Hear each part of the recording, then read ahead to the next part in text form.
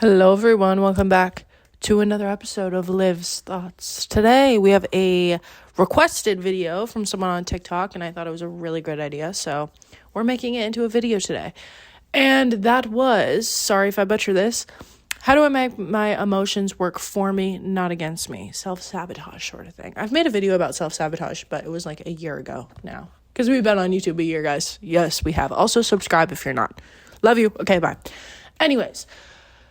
Emotions, I'm a very emotional person. If you did not know this about me, surprise. I'm a very, very, very emotional person. I used to let my emotions sabotage me a lot. I used to be a very angry, very sad person, and I would project that into every situation I felt attacked, disrespected, whatever.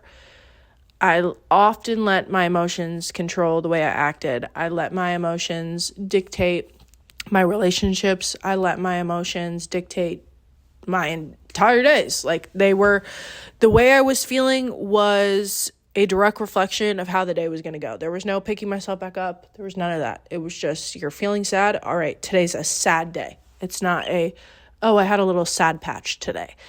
This is not a video telling you to suppress your emotions either. I love to feel things. I'm a big feeler of a lot of emotions.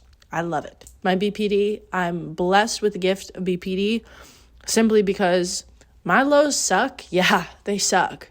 But my highs are also like, I wish everyone could feel the experience of the euphoric feeling of mania. Like, not on some doing some crazy shit, but like the pure happiness and joy I feel sometimes is just like, I'm sad for people that don't get to feel this. Like, there is a sadness in me sometimes that I have that. I'm like, people don't get to feel this all the time. Like, it's interesting, but anyways, I like to feel a lot of emotions, but it has gotten in the way before. And I thought to not be as an emotional of a person, not be as an emotional person was to shove it down, to be more stoic, to be more like stoned. Not stoned in the actual sense, but like stone-faced. No, it's just choosing when and where you're going to feel your emotions. That's the biggest thing. It's like time and place.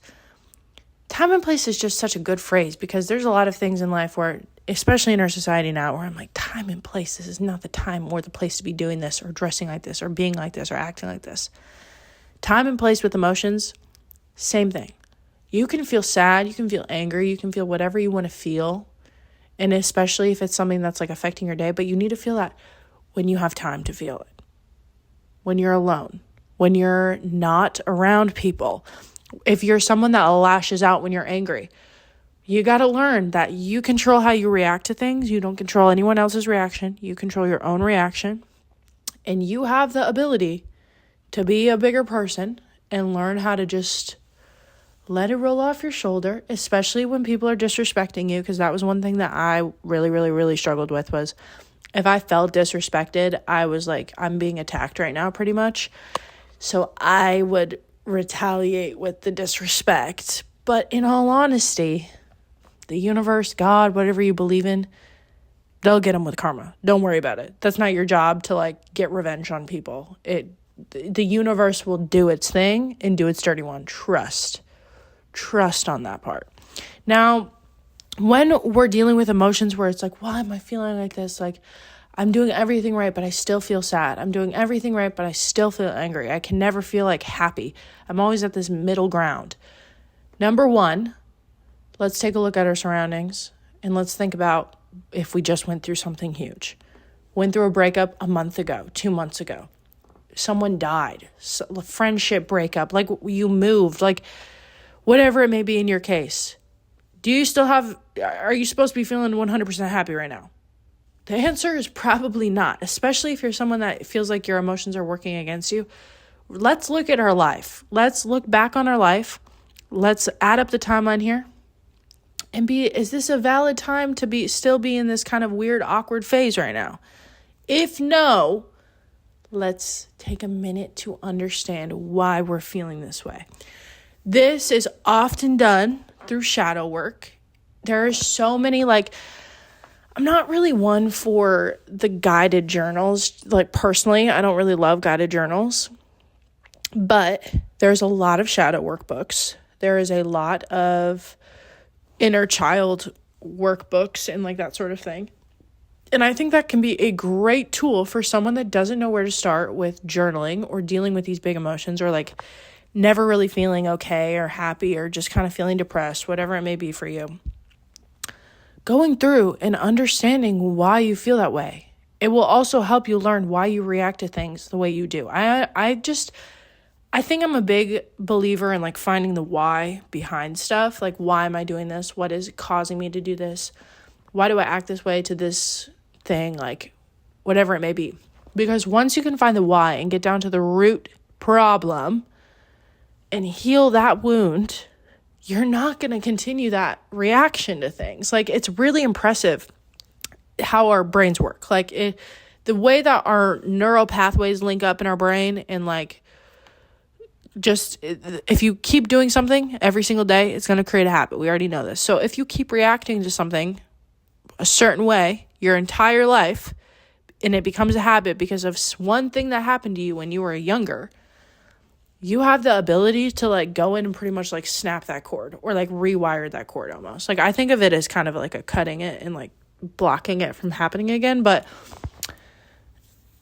it's like you get a new neural pathway when you learn like why you're acting a certain way. Because usually it's a feeling of feeling abandoned. It's usually a feeling of like getting yelled at or something, some abuse or trauma related thing, where all it takes is like a little bit of compassion for yourself.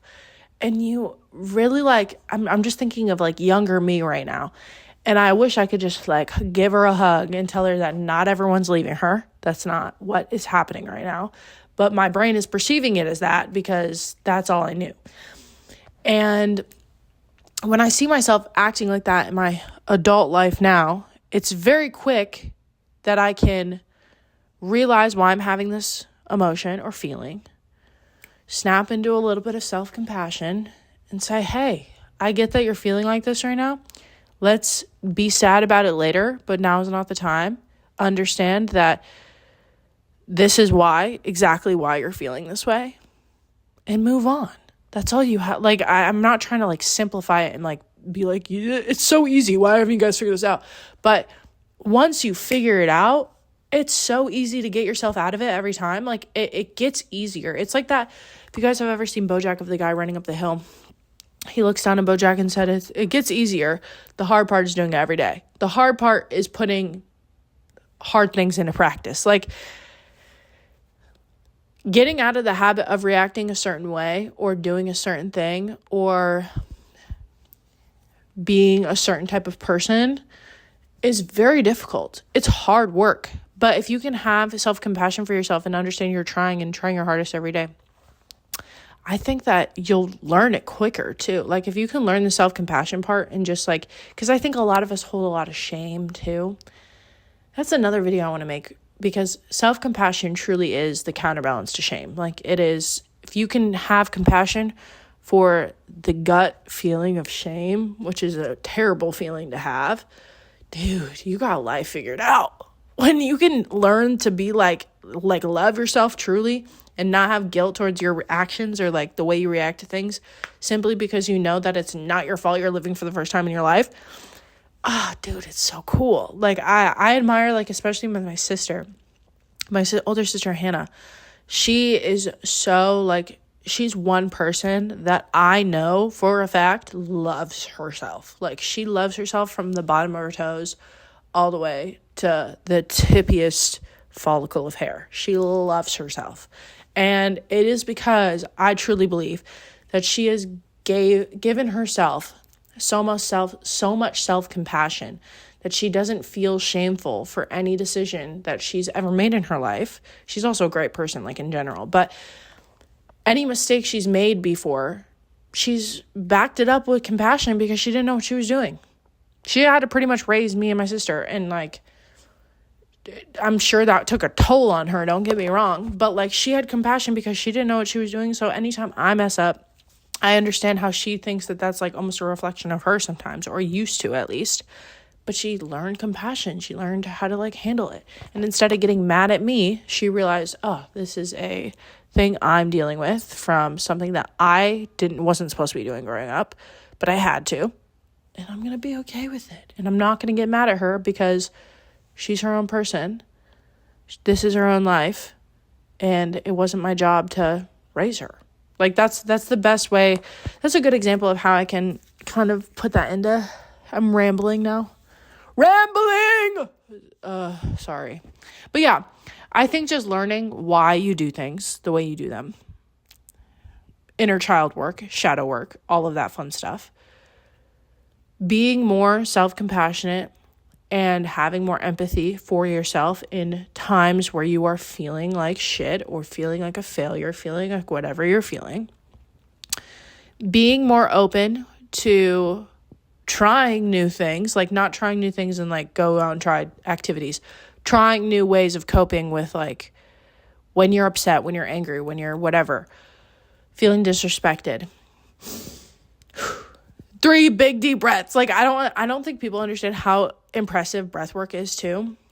That was one thing my last therapist taught me, was like, because I was doing EMDR stuff. And I think I've showed you guys this before. It's not like that sacred to me, so I'm okay with sharing it.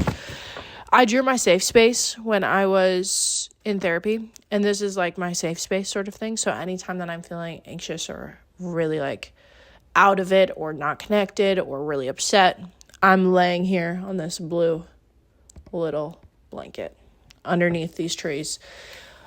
And this is where I go. And 3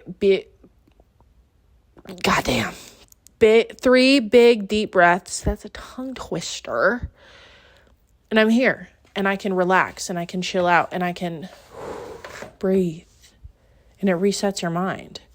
Breath work. Like, don't ever, like, maybe you just need somewhere to like let this shit out. Maybe boxing, like what, I don't know, just shooting some shit right now.